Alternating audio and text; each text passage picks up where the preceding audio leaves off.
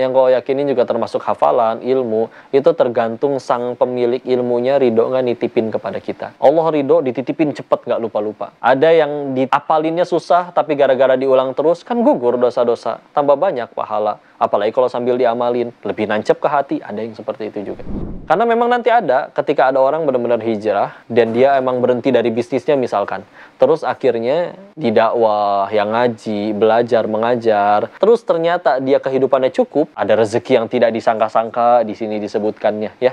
Padahal nggak pernah minta, dan memang nggak kerja berbisnis, berdagang seperti dulu. Tapi kebutuhannya nggak pernah kurang, makanya sudah bisa jadi itu jalanmu. Ada memang sedikit dari nasihat-nasihat yang mungkin cuman gara-gara sepotong-sepotong ya. Seperti nasihat kayak misalkan, harta nggak dibawa mati. Dan ada yang salah nangkep, jadi akhirnya nggak mau kerja. Sholat aja terus ntar ngarep-ngarep tahu-tahu ada dapat duit dari langit, kan nggak gitu juga. Ada memang mindset-mindset orang kaya yang kalau memang dia dienolin, lalu dibuang ke daerah antah berantah. Emang dia orang punya mindset orang kaya, dia mulai dari nol, dari tempat manapun dia tetap bisa jadi kaya lagi. Ada memang orang yang mindsetnya belum ke arah sana, sehingga akhirnya mau dapat warisan, dapat duit gede sebanyak apapun, bakal tetap habis-habis juga. Coba lihat ya, justru para nabi yang diceritakan di Al-Quran itu, kisah-kisahnya, itu justru nggak semuanya mereka menggapai surga itu dengan ibadah luar biasa mereka yang diceritakan, enggak. Tapi mereka mendulang pahalanya salah satunya adalah dengan bersabar dengan kepahitan yang luar biasa.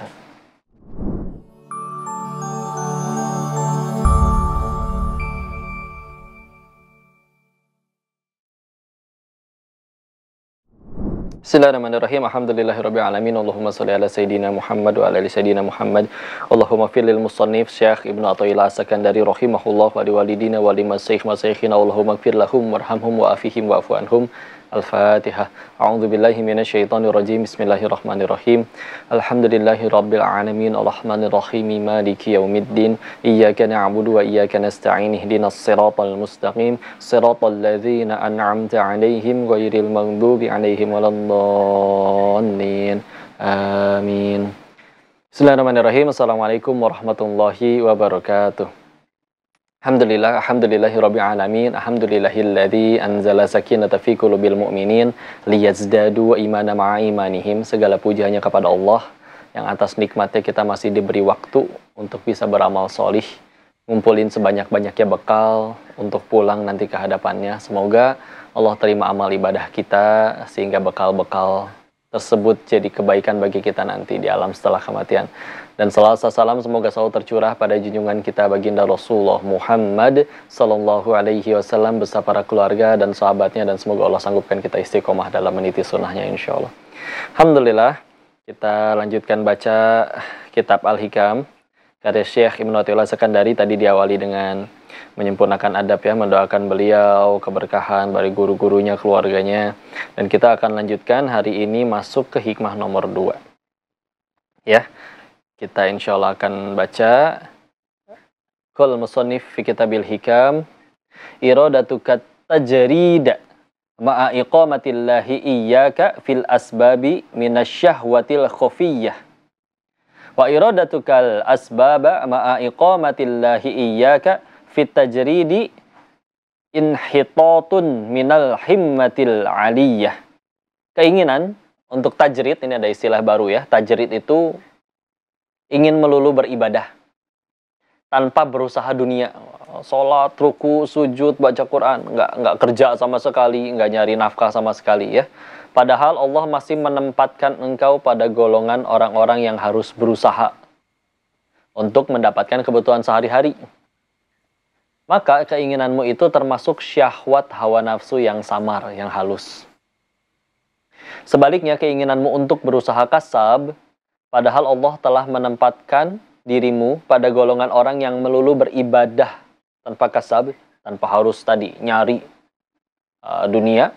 Maka keinginan yang demikian berarti menurun dari semangat dari tingkat yang tinggi. Masya Allah. Hikmah pertama dari yang nomor 2 ini adalah bahwa pintu surga itu memang ada 8 dan ada begitu banyak jalan menuju surga. Sedikit cerita dulu terkait sekaligus apa yang kemarin dapat cerita, dapat kisah selagi perjalanan haji ya. Yang intinya ini adalah tentang jangan meremehkan amalan, dan amalan itu amat sangat banyak, entah yang mana saja. Ini kisah nyata dari seorang Mesir. Orang Mesir ini mimpinya itu dia didatangi seseorang untuk ngajak tetangganya berangkat pergi haji, berangkat pergi umroh, ya. Setelah bangun, mimpi aja kali ya. Apalagi dia kenal tetangganya itu memang bukan orang yang rajin ke masjid, jarang kelihatan sholat. Malam kedua, mimpi hal yang sama, didatengin orang, diminta untuk mengajak tetangganya itu untuk pergi ibadah umroh. Mulai heran nih, kok bisa sama persis mimpinya? Tanyalah ke gurunya. Gurunya berpendapat, coba lihat malam ketiga. Kalau masih mimpi yang sama, mungkin itu pertanda dari Allah, kamu ajak tetanggamu pergi umroh. Bismillah. Malam ketiga tidur dan ternyata benar-benar mimpi hal yang sama. Minta tetangganya untuk diajak umroh. Maka bismillah, setelah bangun, dia jalani nasihat dari gurunya, didatengin rumah tetangganya. Ketuk pintu, ngucap salam, dipersilahkan masuk. Terus ya begitu duduk, diajak ngobrol dan langsung menyampaikan tujuannya. Pak, saya izin pengen ngajak Bapak umroh. Kalau bahasa kitanya begitu ya. Heran dianya, kaget. Ntar dulu, saya sholat aja nggak tahu caranya. Nanti saya ajarin, tenang aja. Nggak cuman sholat, saya bahkan cara wudhu aja nggak tahu. Tenang, nanti saya ajarin. Dan izin tolong ini sudah settle, sudah fix, tolong diterima. Saya sendiri nanti yang akan ikut pergi, ikut dampingin, ikut ajarin. Semua pembiayaan ya, tiket, hotel, pesawat, apapun itu semua sudah saya tanggung. Izin untuk ikut ya. Maka bismillah. Ketika sudah settle seperti itu, Allah pun mulai gerakan hatinya, dia mulai belajar gimana sih cara sholat itu, gimana cara wudhu, sudah mulai diajarin. Singkat cerita akhirnya berangkat. Setelah berangkat, terus begitu nyampe, memang dari Mesir ke Arab tidak sejauh kalau dari Indonesia ya. Maka ketika nyampe, dia langsung saya pengen langsung ke Masjidil Haram, langsung ke Mekah. Nggak ke Madinah dulu ya. Dan yang lain kan biasa rombongan ya ke hotel dulu, naruh barang, apa segala macam. Dia pengen langsung ke Masjidil Haram. Ya, makanya sudah serius nggak mau istirahat dulu, nggak, saya sudah menyia-nyiakan waktu saya bertahun-tahun untuk hidup ini, saya begitu udah nyampe sini saya pengen langsung. Udah dia berangkat duluan, puas-puasin ibadah di situ ya, sholat, udah belajar, dia sempat ikut tawaf dan juga akhirnya pulang ke hotel. Setelah pulang nyampe ke hotel, besoknya izin pengen berangkat juga lebih awal, maka dipersilahkan ya sudah berangkat duluan dibanding rombongan yang lain masih sarapan. Ketika udah lama, kok nggak ketemu-ketemu, ini orang nggak pulang-pulang, maka mulai dicari lah. Ketika dicari, akhirnya ditemukan orang itu. Berada di pelataran Ka'bah, di hadapan Ka'bah, dalam keadaan sujud, dan sudah dalam keadaan sudah meninggal. Masya Allah. Akhirnya izin para yang ngajaknya, dan juga dari travelnya untuk minta kepada petugas untuk minta disolatin di situ, dan dikabulkan. Masya Allah, disolatkan oleh imam beserta jutaan kaum muslimin yang hadir di situ. Maka mendapat doa sekian banyak dari jutaan kaum muslimin yang pergi umroh. Sudah selesai, dibawa pulang, dimakamin, selesai. Penasaran tapi yang tadi ngajak, tanyalah ke istrinya bahwa sebetulnya saya ngajak suami kamu yang wafat di Masjidil Haram ketika sedang sujud itu memang dapat mimpi. Tapi saya penasaran apa yang membuat Allah menghadirkan mimpi tersebut. Ada sesuatu nggak yang kalau bisa diceritain? Maka ya memang istrinya menjawab, ya memang suami saya ini memang bukan yang rajin ibadah. Tapi yang saya tahu sepanjang mendampingi hidupnya, dia memang orang yang punya hati yang baik. Dia punya janji kepada, di daerah komplek itu ada nenek-nenek yang tinggal satu komplek, yang si suaminya ini yang tadi wafat di Masjidil Haram memberikan setiap bulan sebagian dari gajinya kepada nenek tersebut. Dan setiap kali nenek itu menerima bantuan dari suaminya, gak pernah doain yang lain kecuali hanya satu aja doanya. Nenek doakan semoga engkau husnul khotimah. Udah itu doang, gak pernah didoain yang lain. Masya Allah teman-teman, apa hikmahnya?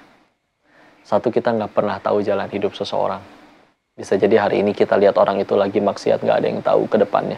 Karena kita udah pernah bahas di hikmah sebelumnya, kalau Allah emang udah benci sama seseorang atas dosanya, mudah bagi Allah matiin orang itu kapan saja.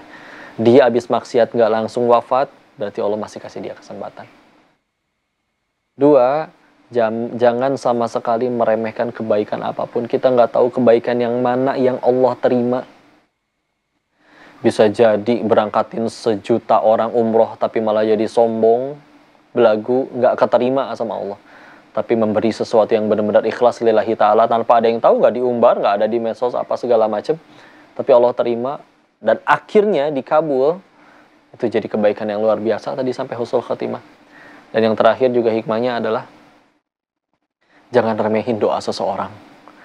Apalagi orang yang pernah kita zolimi. Ini doa nenek ini setulus itu dan hanya satu. Apalagi permintaan ini permintaan paling luar biasa. Tahukah kita dari hadis riwayat yang menceritakan bahwa kalau ada seorang hamba, seorang manusia berdoa untuk minta husnul khatimah, maka diriwayatkan syaitan itu akan berkata, ini manusia yang cerdas. Karena memang kalau sudah husnul khotimah udah selesai urusan itu. Allah ampuni segala dosa-dosanya. Aku yakin Allah maha baik. Karena kalau tadi Allah udah nggak mau ampunin, mudah sekali dihukum sesegera mungkin. Maka insya Allah teman-teman, yuk terus berbuat baik, terus beramal soleh. Perannya apa? Loh, dia bukan ahli ibadah yang seperti gimana-gimana loh. Yang setiap hari sholatnya mungkin ratusan rakaat atau mungkin hafal ribuan hadis, hafal Al-Quran 30 juz. Enggak yang kayak begitu. Iya, itu harus dilakuin, bukan berarti kita harus kendor terus bagi-bagi uang aja ke orang, enggak gitu juga. Tapi lihat para sahabat. Sahabat juga kalau pengen jujur, kalau berdasarkan hikmah yang ini, pengen nempel terus aja sama Nabi. Sholat, ruku, ibadah. Tapi ternyata Nabinya sendiri juga ikut perang, membela agama Allah. Dulu berniaga. Makanya sahabat tuh macam-macam perannya. Ada yang memang pengennya dampingin Nabi terus, tapi dia harus nguasain bisnis, nguasain pasar. Abdurrahman bin Auf jadi pengusaha. Ada yang pengennya juga ibadah terus, tapi dia harusnya untuk membela agamanya. Maka akhirnya Khalid bin Walid ikut berperang. Ada yang memang pengen ikut perang, tapi ternyata nggak diizinin. Kamu disuruhnya untuk belajar ilmu lebih dalam. Ada yang seperti itu juga. Masya Allah. Dan kita bicara tentang keilmuan, tentu mereka semua orang-orang berilmu, tapi kita lihat ya, ada sebagian fakta, seperti contoh. Kalau surat yang pertama turun kan, Iqra' bismi rabbikal ladzi khalaq, ayat 1-5, atau surat 96 Al-Alaq. Kan tidak full ya. Ada beberapa surat yang, salah satunya adalah surat ini turunnya full, langsung, dari ayat pertama sampai akhir suratnya. Dan itu adalah salah satunya surat Al-An'am, surat ke-6. Panjangnya 165 ayat, kalau di mushaf standar itu berarti 23 halaman, 1 juz tambah 1,5 halaman. Dan ada sahabat yang pertama mendengar dari Nabi dibacakan surat itu langsung hafal tanpa harus diulang oleh Nabi. Namanya adalah Abdullah ibnu Mas'ud radhiyallahu anhu, memang ahli dalam urusan Quran.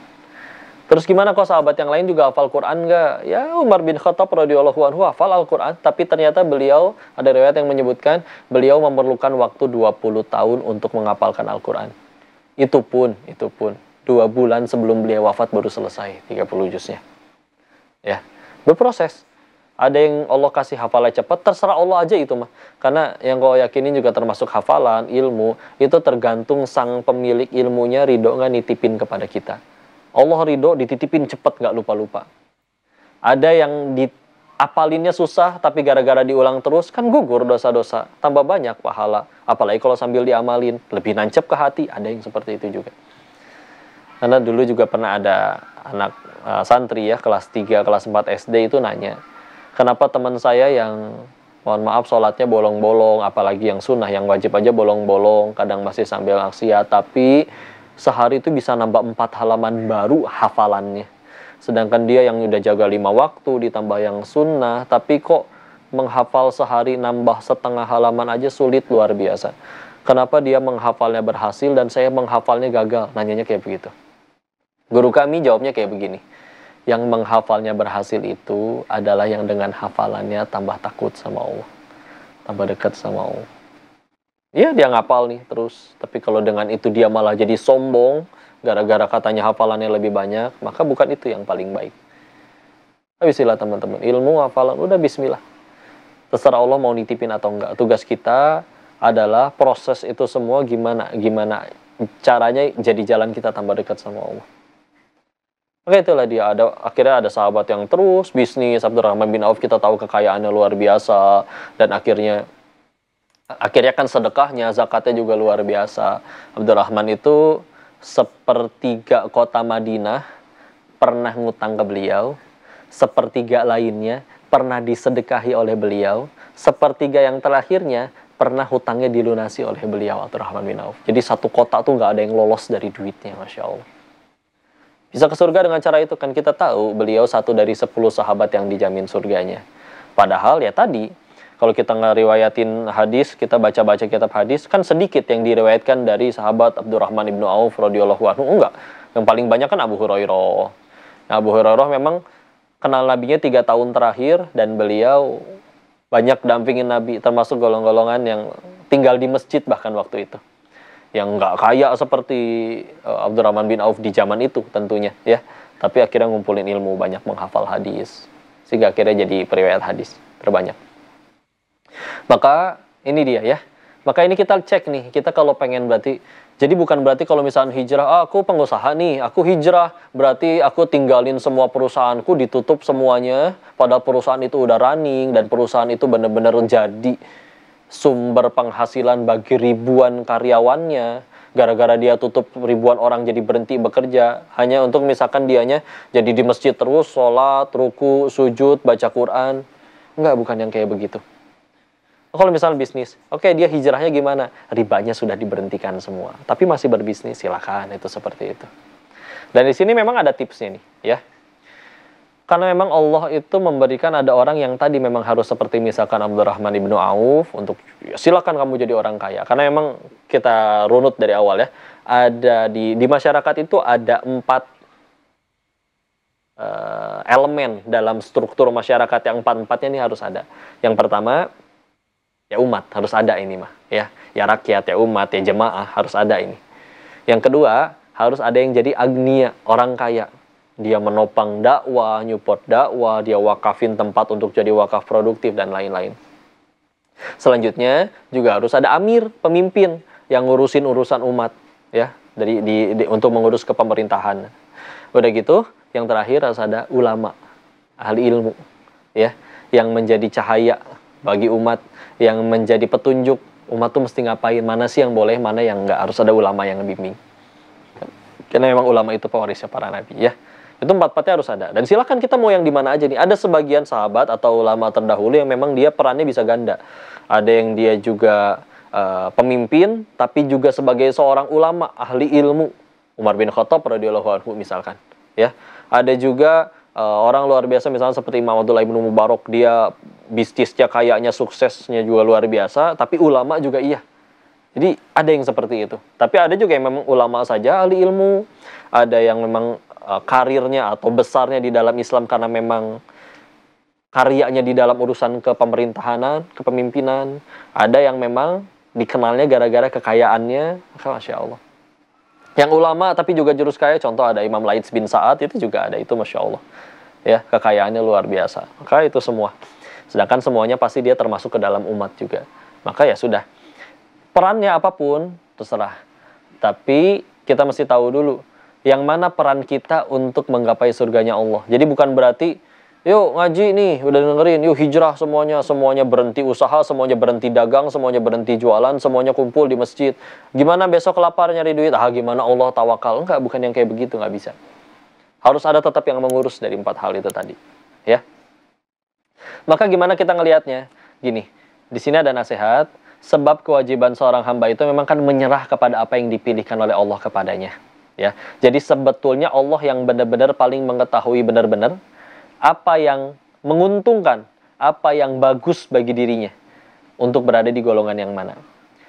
Jadi kalau misalkan kita sudah berada di golongan orang yang misalkan memang kita aslinya udah bisnis nih, terus di hikmah nomor 2 tadi diingetin, kamu pengen pindah jadi orang yang benar-benar melulu beribadah, ninggalin semuanya. Dalam artian sampai istrinya nggak dikasih nafkah lagi, anak-anaknya nggak dikasih nafkah lagi. Dia benar-benar berhenti bisnis untuk pengen sholat. Itu kita tahu tadi itu disebutnya adalah termasuk syahwat hawa nafsu yang samar, yang halus. Ya, maka ngelihatnya gimana?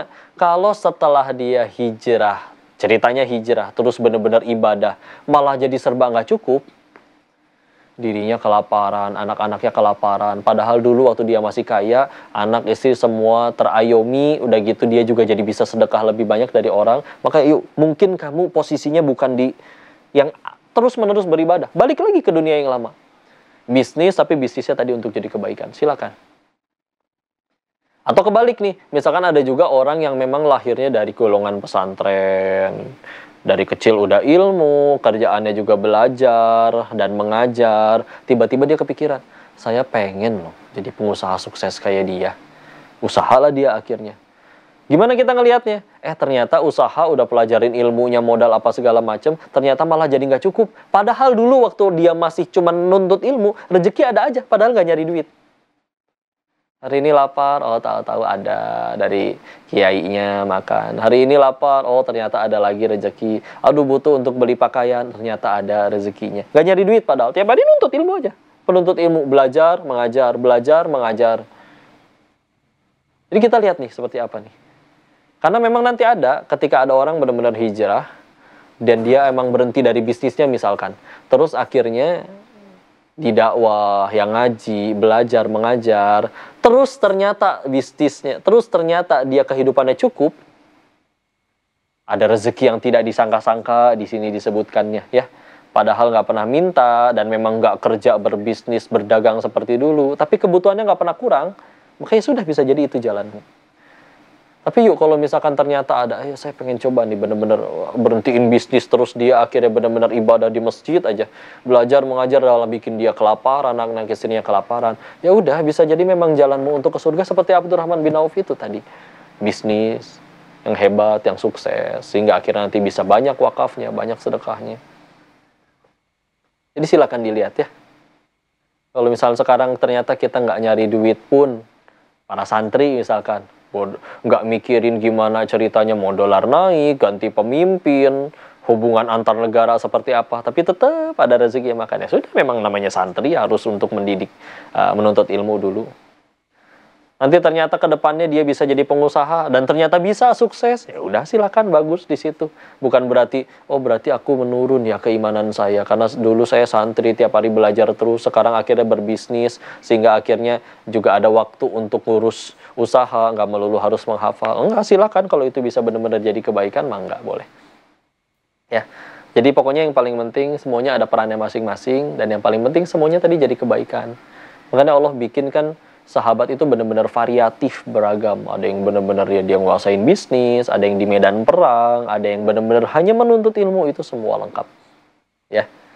Jadi silakan, nggak melulu harus seperti itu. Sehingga ini juga pengen ada ini sih, kekhawatiran. Ada memang sedikit dari nasihat-nasihat yang mungkin cuman gara-gara sepotong-sepotong ya. Seperti nasihat kayak misalkan, harta nggak dibawa mati, dan ada yang salah nangkep, jadi akhirnya nggak mau kerja, sholat aja terus ntar ngarep-ngarep tahu-tahu ada dapat duit dari langit, kan nggak gitu juga. Islam tuh sempurna loh. Kita kalau pengen bahas Islam dari sudut pandang bisnis, cara kaya menurut Islam itu demi Allah ada ilmunya. Yang kalau dilakuin, dijalanin, disiplin, bener-bener kamu bisa bakal jadi kaya. Ya, tapi masalahnya tadi tujuannya pengen apa dulu? Karena sahabat Nabi yang pada jadi kaya punya ilmunya, tapi mereka jadi kaya cuma efek samping, bukan tujuan utama. Kadang kesalahan kita jadiin itu tujuan utama. Duha biar dagangan rame, sedekah biar tokonya lari, segala macam. Boleh, bagus, masih minta ke Allah. Tapi kalau para sahabat dulu, yang mereka kejar ridha Allah, yang mereka kejar keberkahannya, efek sampingnya Allah jadikan kaya. Apalagi kalau standar kayanya ya tadi yang bicara tentang flexing, harus punya mobil ini itu dulu apa segala macam. Sedangkan standar kaya menurut Nabi sederhana, kamu punya rezeki untukmu hari ini dan besok kaya kamu. Tapi ada orang bisa stres, menderita gara-gara mobilnya nggak sebanyak tetangganya. Padahal sanggup dia untuk berhenti kerja, uangnya ada sekian banyak, 5 tahun berhenti kerja pun dia punya tabungan untuk menanggung dia dan istri, anaknya makan. Kaya banget itu mah jatuhnya. Tapi dia bisa stres, menderita cuma gara-gara mobilnya nggak sebagus yang tetangganya dan yang lain-lain. Sehingga memang harus didorong. Memang Muslim itu juga jadi berkah, jadi kaya, jadi manfaat, silakan. Bagus. Bukan berarti jadinya, yuk ngaji, kita hijrah, ya udah berhenti bisnis semuanya, berhenti jualan, berhenti berdagang, kita semua sholat, ruku, sujud, baca Quran aja setiap hari 24 jam. Enggak seperti itu. Ya, Islamnya sempurna, luas. Ya, beneran. Nanti mungkin akan ada waktunya kita bisa bahas. Ya, apalagi kalau bicara ya tentang untuk pengen jadi kaya seperti kayak contoh Abdurrahman ibnu Auf, kan jadi kaya itu ada urusan di mindset. Ada memang mindset orang kaya yang kalau memang dia dienolin lalu dibuang ke daerah antah berantah, Allah pengen jadi, Allah emang dia orang punya mindset orang kaya, dia mulai dari nol, dari tempat manapun dia tetap bisa jadi kaya lagi. Ada memang orang yang mindsetnya belum ke arah sana, sehingga akhirnya mau dapat warisan, dapat duit gede sebanyak apapun, bakal tetap habis-habis juga. Nah, belum ke sana arahnya, mindsetnya. Atau bahkan tadi, Allah pengen dia ke surganya nggak pakai cara itu kali. Tapi dengan cara menuntut ilmu, dia ngapalnya lebih cepet, belajar lebih rajin. Ada yang dibikin ngapalnya nggak cepet lupa, tapi dia kalau bisnis jago banget ngitungnya, jago banget ngatur prediksi bakal ini keuangan seperti apa. Ya udah, itu dakwah dia di situ, nggak apa-apa. Bismillah, insya Allah. Maka silakan kenali potensi kita, teman-teman. Yuk. Pengen jadi kaya silakan. Bisa dibahas, ayo kalau misalkan mau. Sederhana, jadi kaya itu sebetulnya cuma dua sebetulnya. Kalau kita bicara tentang konsep rezeki ya. Ada yang jadi kaya tiba-tiba dia misalkan dapat uang cepat. Entah ya, mohon maaf, kalau yang haram ada yang menang judi, ya korupsi, atau yang halal ada. Bisnisnya tiba-tiba meledak. Entah dia bikin aplikasi, tahu-tahu rame, udah meledak rame. Ada yang kayak begitu. Atau dengan cara yang kedua, kemampuan untuk mengelola uangnya dia kendalikan, sehingga berapapun yang dia dapat setiap bulannya selalu nggak pernah habis, nggak pernah defisit, nggak pernah kurang, selalu surplus. Dan yang lebih penting kan tadi, Islam tuh ngajarin mindset orang kayanya, bukan yang penting nominal duit, enggak. Karena tadi yang lebih penting tadi dia punya mindset orang kaya seperti Abdurrahman ibnu Auf. Kalaupun akhirnya ternyata ada orang dapat uang banyak tapi nggak punya skill yang kedua tadi, cara ngelola keuangan, dia pasti bisa jatuh ke habis lagi, nggak ada apa. Karena nggak tahu cara ngelola uang, mentalnya nggak siap nerima uang segitu banyak, nggak tahu mesti diapain, akhirnya kembalikan nol. Kalau Abdurrahman bin Auf kan kita tahu kisahnya. Ketika waktu mau ikut Nabi hijrah kan dikasih pilihan sama petinggi Quraisy yang lain. Kamu boleh ikut, tapi yang kamu bawa cuman yang nempel di badan kamu itu baju. Sisanya hartanya harus kamu tinggalin. Maka apa pilihannya? Ikut Nabi. Nggak apa-apa, tinggalin semuanya. Mulai dari nol. Dan hanya butuh waktu 3 bulan di Madinah untuk beliau dari nol, nggak punya apa-apa, menjadi orang terkaya nomor 2 di Madinah. Insya Allah, ya. Dan istrinya akhirnya ditanya juga. Kamu, istrinya Abdurrahman, boleh ikut Abdurrahman bin Auf ke Madinah, hijrah, Yastrib, bareng Rasul Sallallahu Alaihi Wasallam. Tapi dengan satu syarat. Tinggalin semuanya. Cuman yang nempel di badan, silakan ikut suamimu. Tapi kalau kamu nggak mau hijrah, tetap di Mekah, semua harta kekayaan suamimu jadi milik kamu. Wah, kalau ditanyanya ke istri zaman sekarang, untuk wallahu alam ya. Enggak, tapi mereka juga jawab itu tergantung istri, tergantung suaminya seperti apa dulu kok ya. Kalau suaminya malah ternyata banyak utang ya mungkin malah ya beda cerita. Tapi ini Abdurrahman kita tahu kekayaannya luar biasa. Ya, singkat cerita akhirnya istrinya tidak ikut dan akhirnya Abdurrahman pergi dampingi Nabi ikut, Masya Allah. Tapi itulah dia ya, Masya Allah. Kalau memang sudah mindsetnya Allah pengen ujinya beliau ke surganya dengan cara bisnis, harta, ya itu Abdurrahman bin Auf contohnya.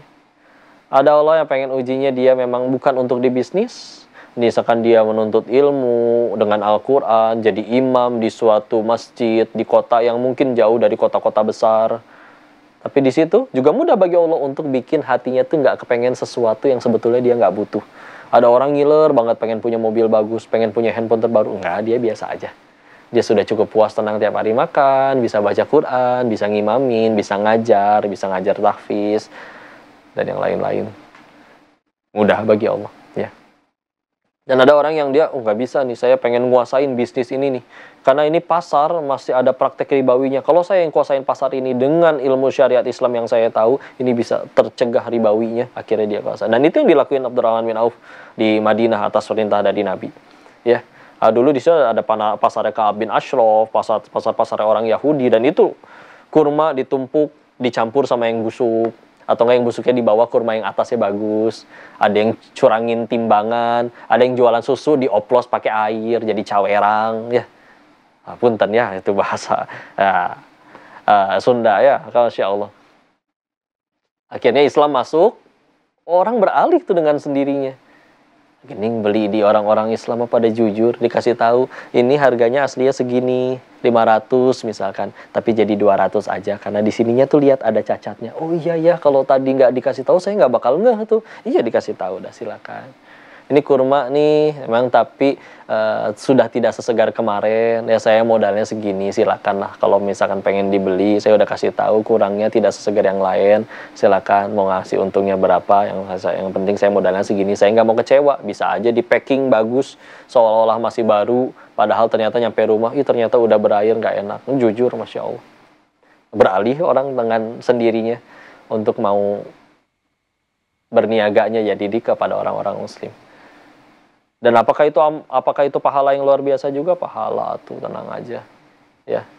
Karena kan coba lihat ya, justru para nabi yang diceritakan di Al-Qur'an itu kisah-kisahnya itu justru enggak semuanya mereka menggapai surga itu dengan ibadah luar biasa mereka yang diceritakan, enggak. Tapi mereka mendulang pahalanya salah satunya adalah dengan bersabar dengan kepahitan yang luar biasa.